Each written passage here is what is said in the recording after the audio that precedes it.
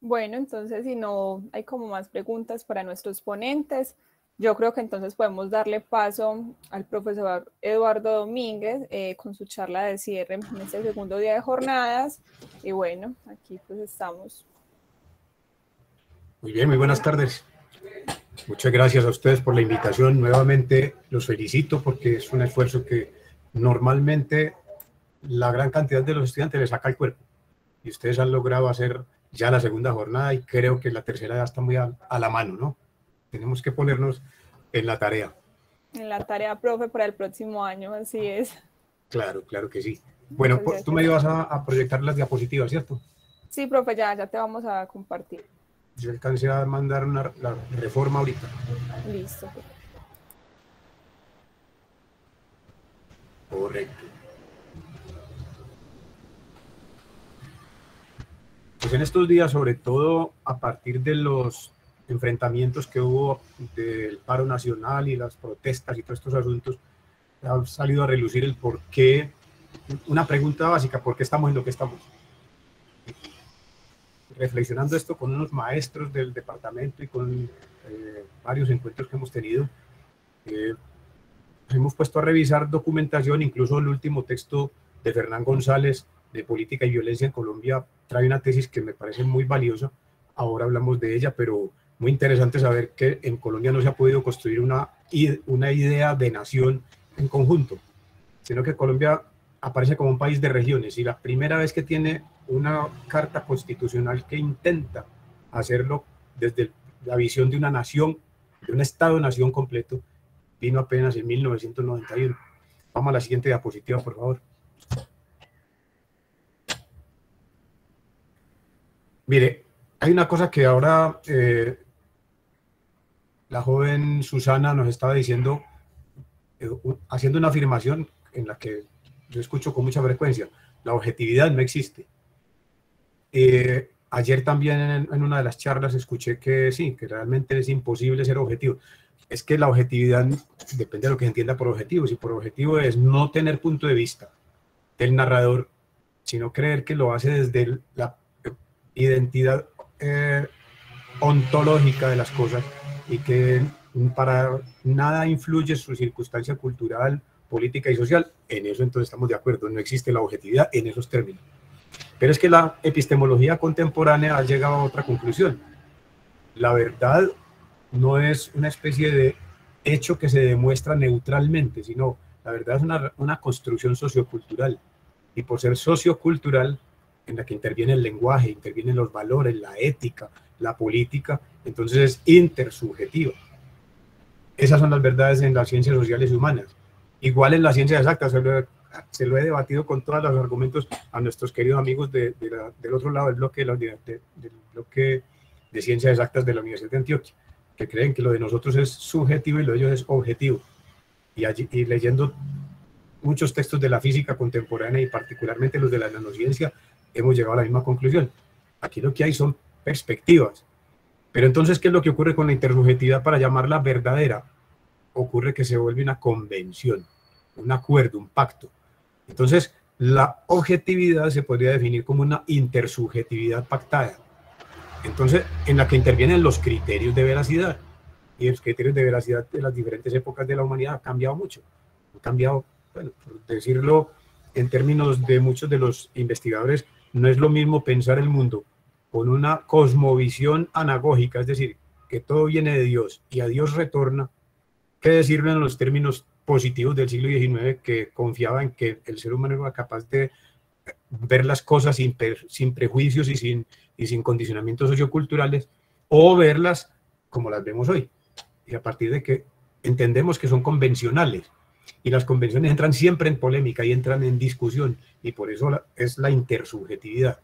Solo que se llega a ciertos acuerdos, y yo quiero hablar de esos tipos de acuerdos que hubo en Colombia en los últimos, en los años después de la Carta de Jamaica, porque tenemos que irnos separando de esa historia de bronce, la historia que ha empezado, pues que se ha mantenido todavía y se mantiene en muchas de nuestras academias de historia, a partir de historias de héroes, de batallas, de grandes acontecimientos y de cosas fijas que se siguen repitiendo y repitiendo y repitiendo por años.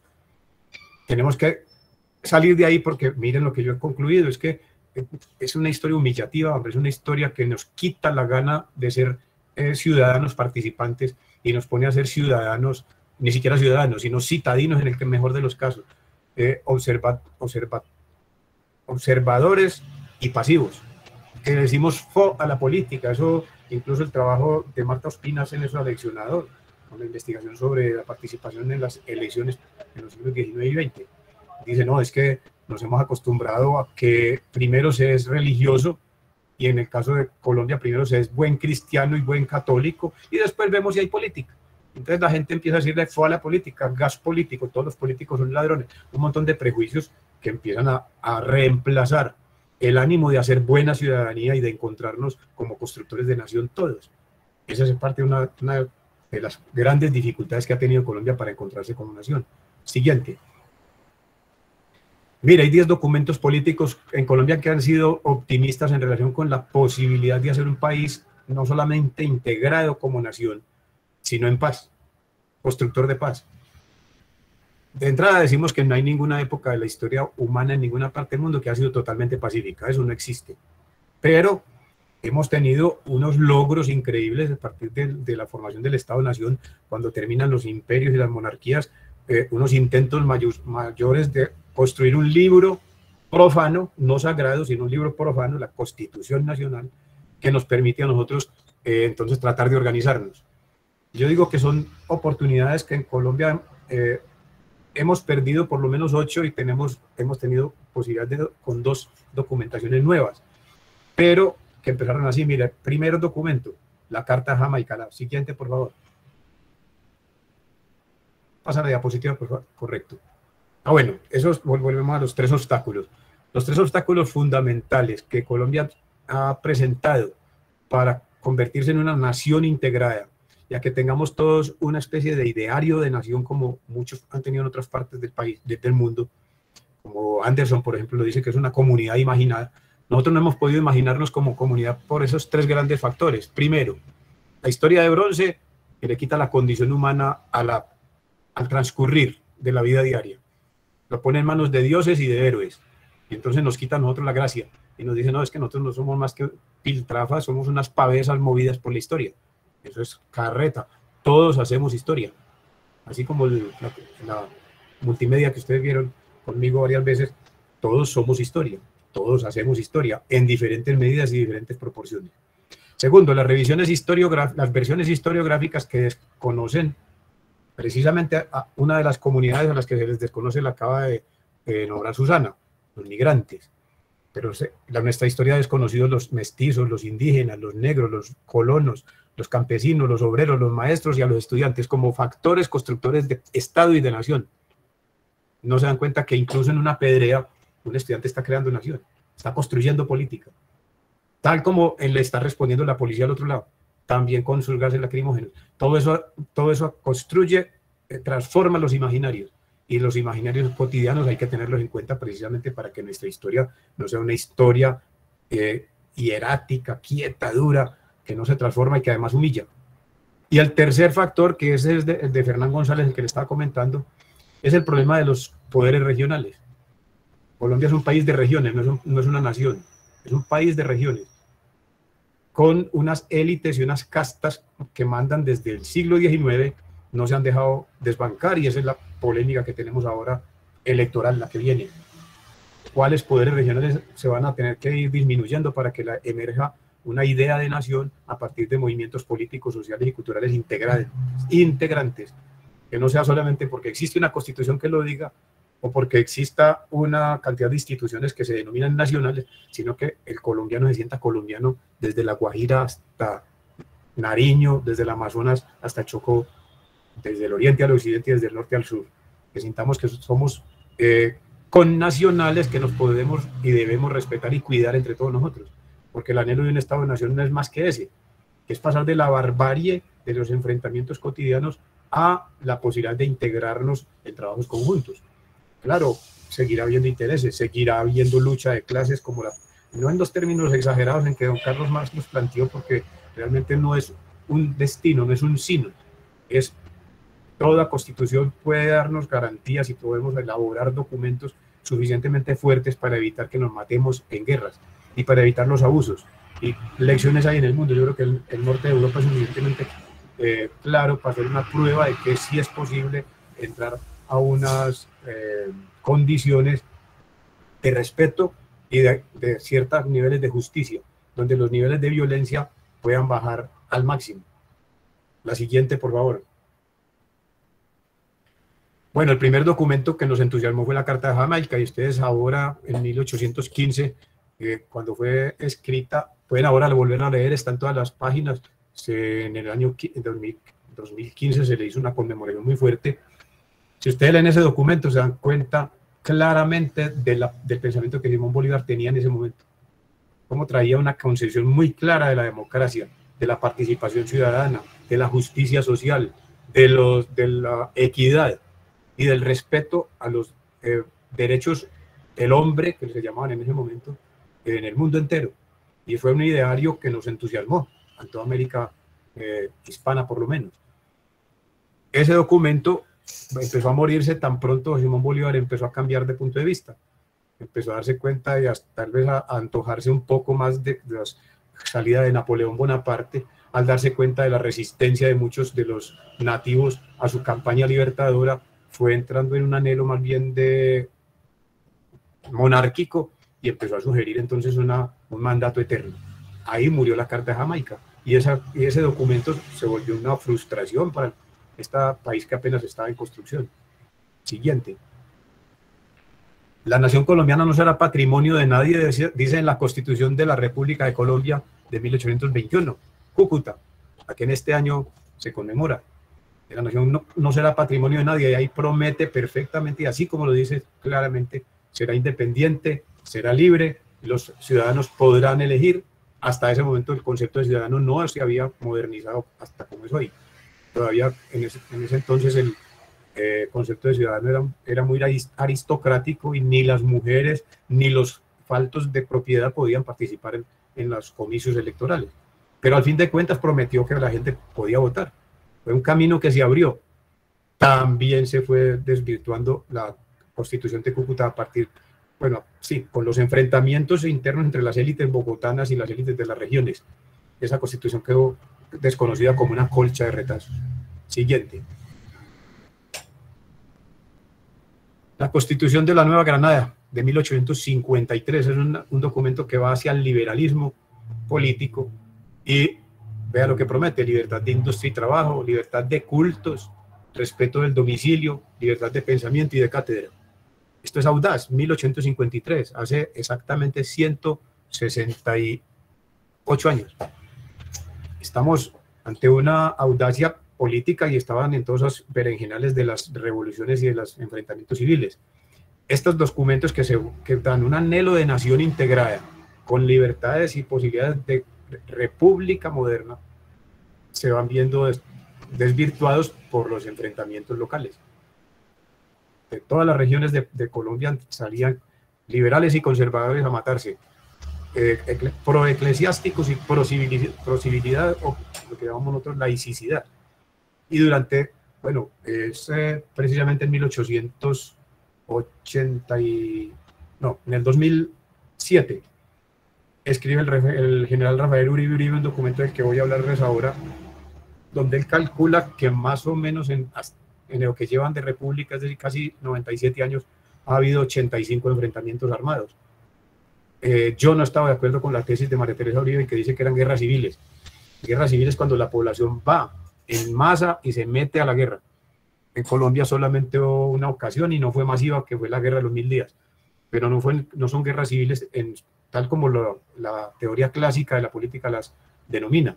Eran guerras que comprometían a los civiles, y empezaban por los civiles y terminaban por los civiles. Es diferente a hacer una guerra civil. La guerra civil es cuando las masas, como la guerra civil española, por ejemplo, que fueron masas de juventudes, todo el mundo se tira a la calle, se rompe las vestiduras, mata al otro, acaba con todo lo que sea, pero entra en una guerra total. Ahí entonces perdimos esa oportunidad del 53. Luego viene otra más audaz 10 años más adelante. La siguiente diapositiva.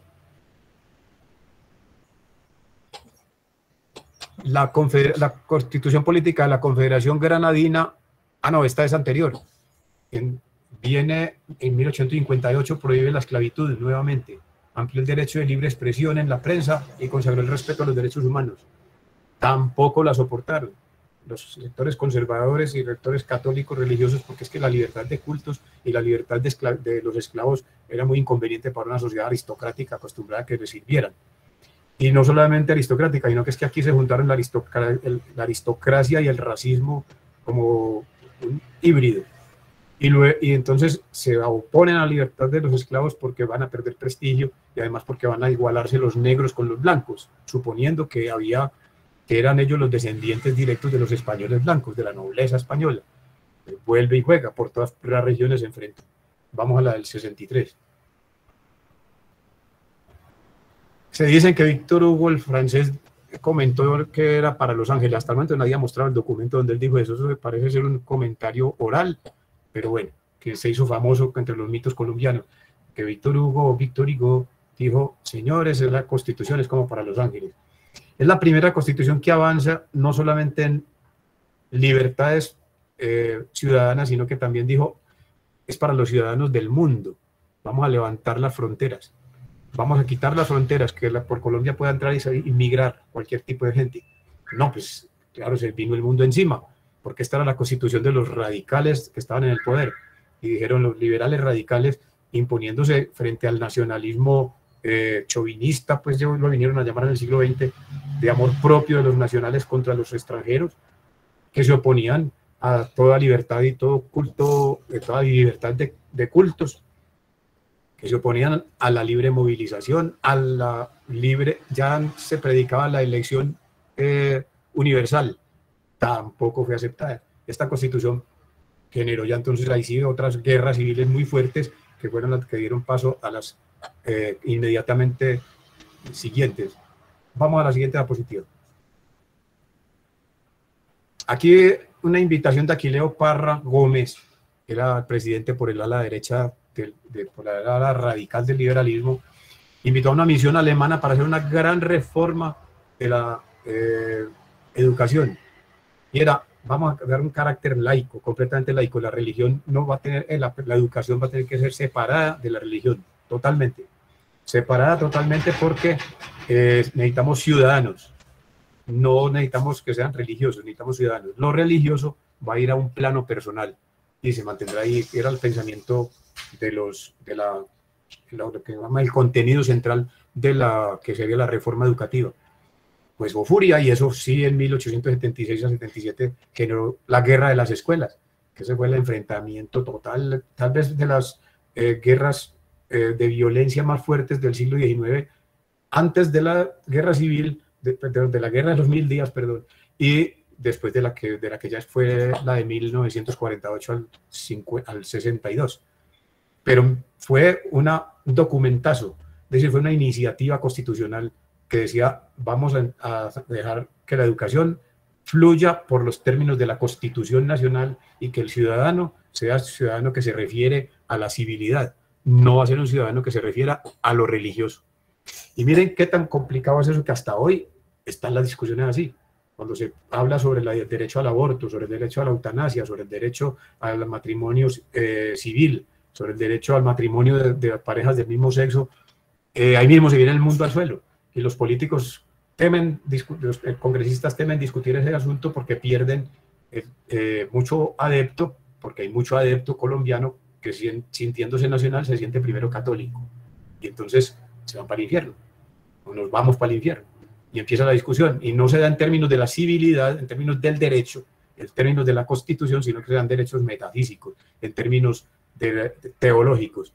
Y esa es la argumentación que han tenido hasta ahora, incluyendo el Centro Democrático, que es un partido que sale del liberalismo y se funde con todo lo más retrógrado y antilaicidad que hay en Colombia.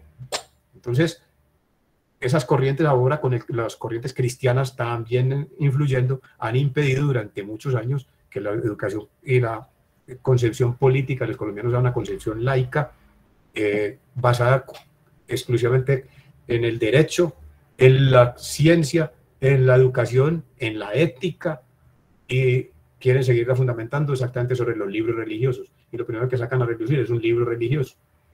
que eso es completamente contrario a la educación moderna, a la educación que los países han descubierto como la salida más adecuada para una desconfrontación política, una desconfrontación armada. Vamos a la siguiente.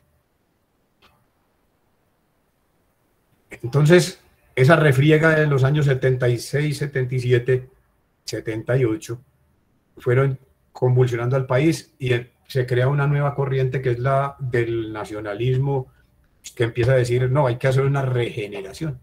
Aparece la Constitución Política de 1886, que nos gobernó hasta 1991. Esta fue una constitución de retroceso, porque fue donde se volvió a firmar el pacto, se afianzó el pacto entre el Estado y la Iglesia, con un predominio muy fuerte de la Iglesia hasta hace muy poquito. La educación se mantuvo y como se mantiene en muchas partes, ya por fortuna hay libertad de educación, entonces el Estado propone unas cosas, pero se le deja libertad de creencias y libertad de prácticas a la gente que quiera educar a su hijo en un colegio católico, en un colegio cooperativo, etcétera.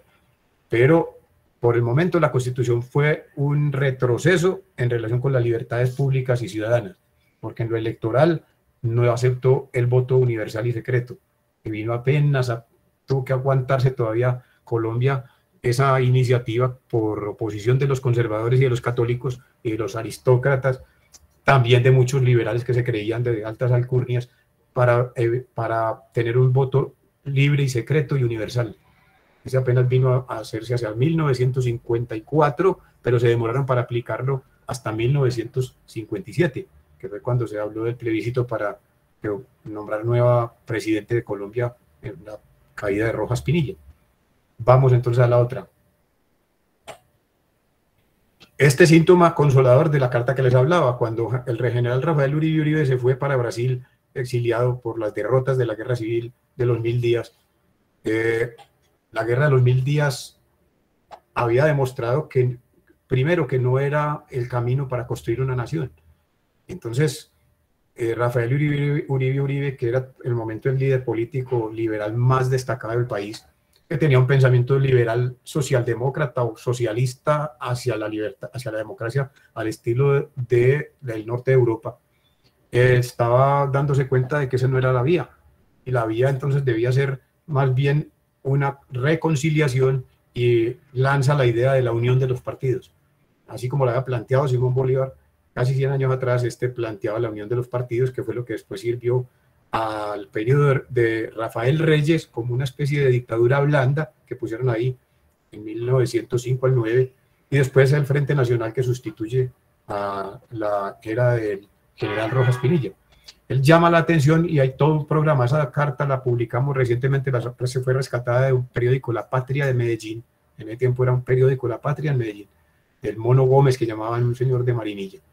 Y la rescatamos para una publicación de la Facultad de Comunicaciones como un documento histórico contemporáneo de un valor increíble, de un valor histórico genial, porque retoma todos esos anhelos que están proponiendo desde el siglo XIX y dices que el camino es este. Pero vinieron otros documentos. Sigamos con la próxima. Pasó todo ese tiempo y había que esperar hasta una constitución política que fuera realmente moderna. La Constitución de 1991 es tal vez de las más audaces que hay en relación con la modernidad en América Latina. No es de las mejores redactadas, porque eso a tantas manos es imposible y además es un cuerpo gigantesco. Pero abre los senderos para los que le ha propuesto a Colombia para que entre en los caminos de la paz. Desafortunadamente no ha tenido el suficiente apoyo de las diferentes regiones del país, de las diferentes élites, y se han mantenido. Y las mismas guerrillas no entraron en razón a partir de eso, que fue una constituyente nacional cuando el M-19 y el EPL entregaron sus armas. Las FARC, el ELN y los demás grupos armados no se entregaron. Entonces se ha mantenido una guerra en contrapelo de un libro constitucional que nos garantizaría a nosotros estar en una nación integrada. Esa fue uno de los primeros pasos. El segundo paso muy importante es este que viene, que es el que se acaba del 2016 con el acuerdo de La Habana, la siguiente. ¿Por qué les digo eso? y ya la editorial Temis sacó integrado a la Carta Constitucional del 91 los acuerdos de La Habana que reforman la Constitución del 91, la mejoran, integran, y ya ahora es un librote. Pero es donde está puesta exactamente los senderos por los cuales Colombia puede lograr las rutas de la paz. Y esas 360 y pico de páginas no son en vano. Lamentablemente no la han leído la gran mayoría de los que no creen en ella. La gran mayoría de los que no creen en esos acuerdos de paz no lo han leído. Simplemente por pura resonancia se oponen.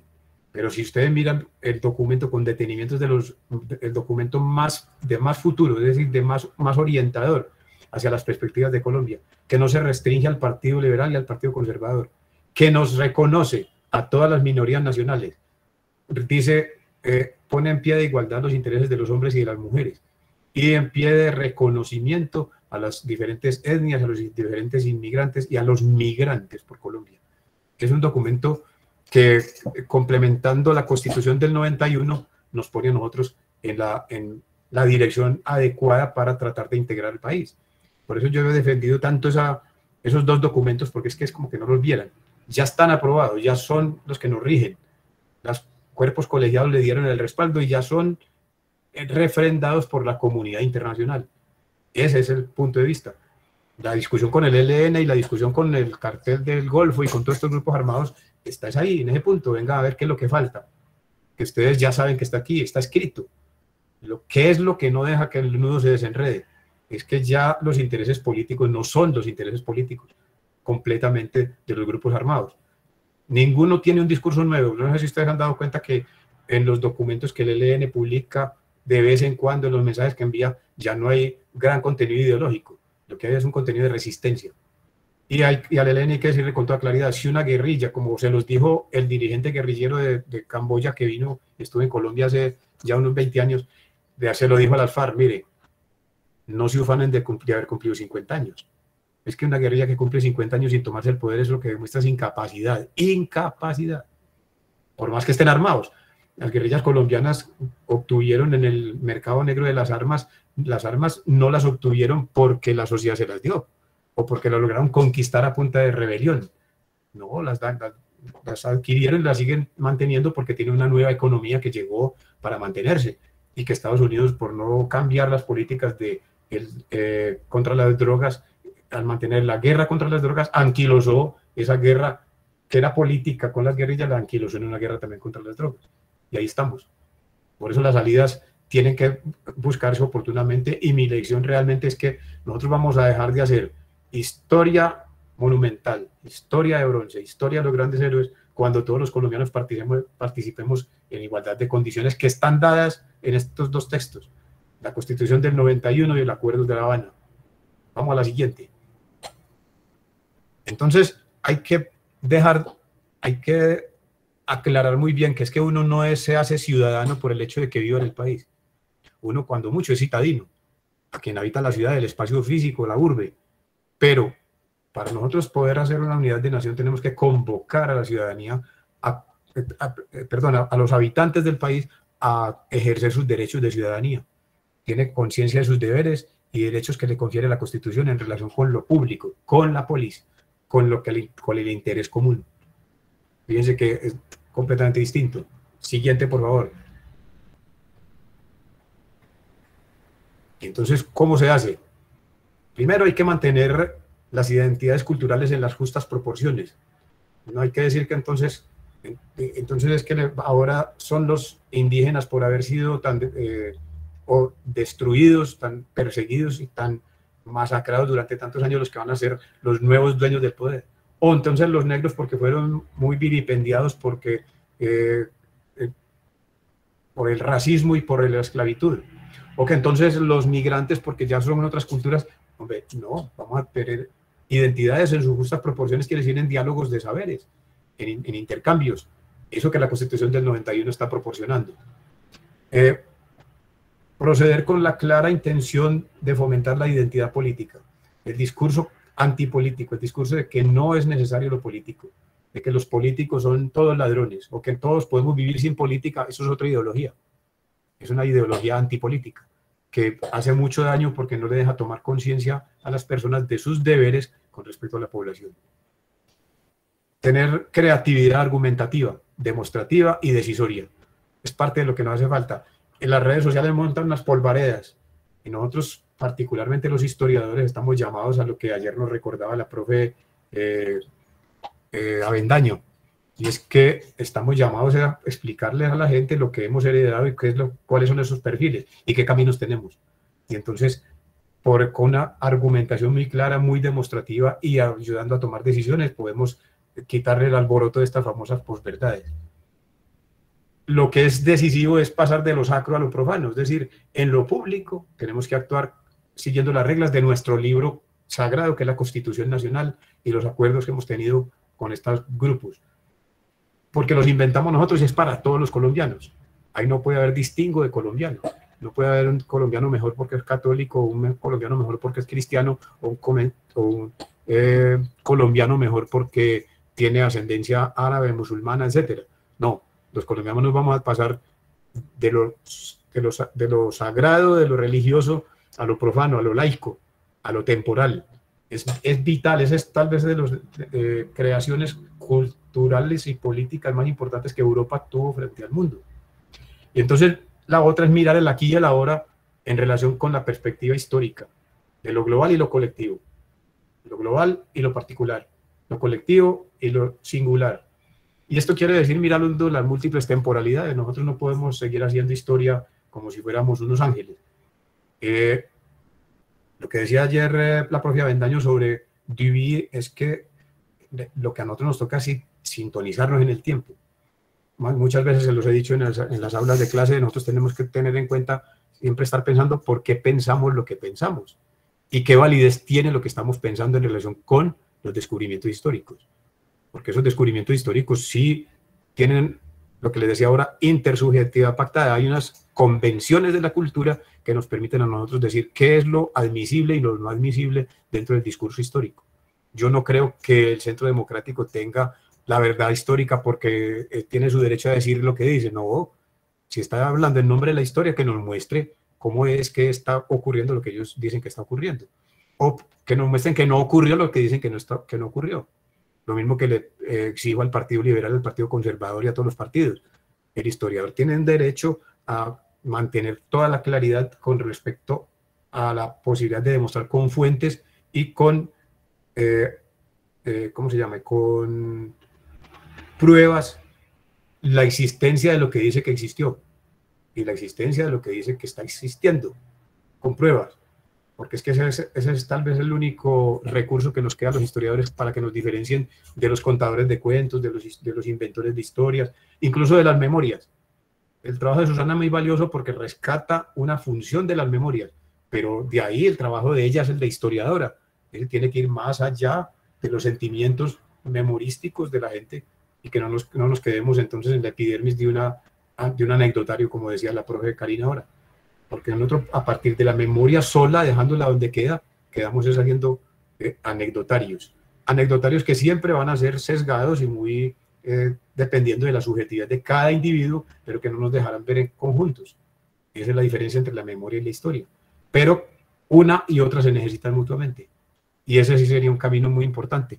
Y pensando en la multitemporalidad, es decir, nosotros en un momento tomamos decisiones instantáneas, pero están circunscritas en unos momentos de mayor duración, otras de media duración y otras de larga duración.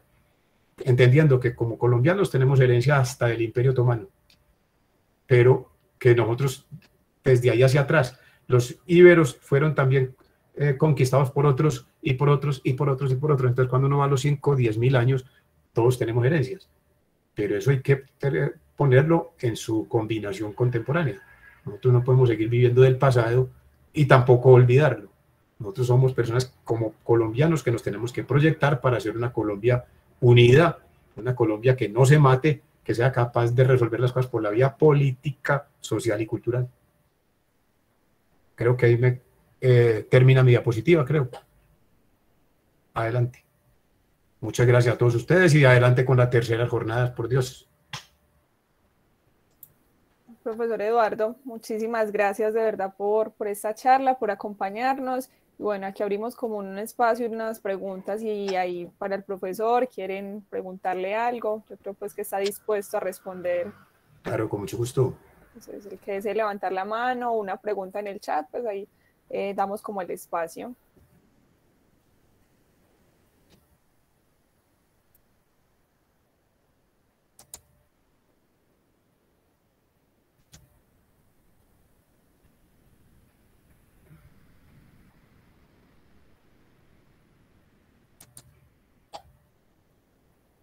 Muy bien, ¿no? Si no hay Bueno, comentarios, entonces nos vemos en la próxima ocasión. Muchas gracias. listo, profesor. Muchísimas gracias a Bueno, usted. Que esté muy que bien. esté muy bien. Mucha suerte. Hasta luego, profesor. Gracias. Chao.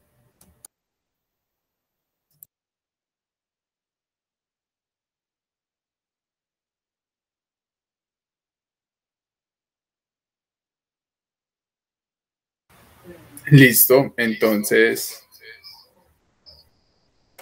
después de la conversación con el profesor Eduardo, pues vemos pertinente cómo hacer la despedida de hoy, de las segundas jornadas de estudiantes de historia. Muchas gracias al profesor, a las personas que también aportaron pues en estos espacios, a los ponentes también del día, a las moderadoras y a los espectadores. También agradecemos al anterior comité de las primeras jornadas que pues nos posibilitaron la oportunidad de aprender y también crecer con esta experiencia que fue muy valiosa para todas las personas que estuvimos dentro de los diferentes comités. Entonces también muchas gracias. En los próximos días estaremos subiendo las grabaciones a nuestro canal de YouTube sobre las ponencias y sobre las mesas que se tuvo el día de ayer y el día de hoy. Perfecto. Entonces, no sin antes terminar, que... Ay, perdón, qué pena. Ya, terminó. Aquí. Había olvidado para los saludos, bueno, para el despido. Entonces, recordar que las jornadas es un evento anual.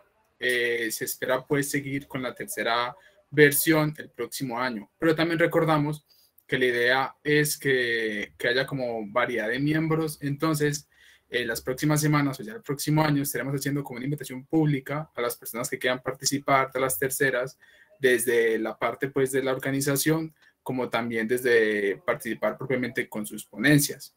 Entonces, bueno, no siendo más, reiteramos mucho los agradecimientos y bueno, recordamos que se ha publicado por acá el link para hacer, diligenciar el formulario de asistencia, tener los certificados y poder, bueno, contar como con esa constancia. Muchas gracias y felices jornadas de historia. Muchas gracias, compañero Omar. Chao, gracias, Caro, Omar, a todos. Nos vemos. A usted, chicos, muchísimas gracias.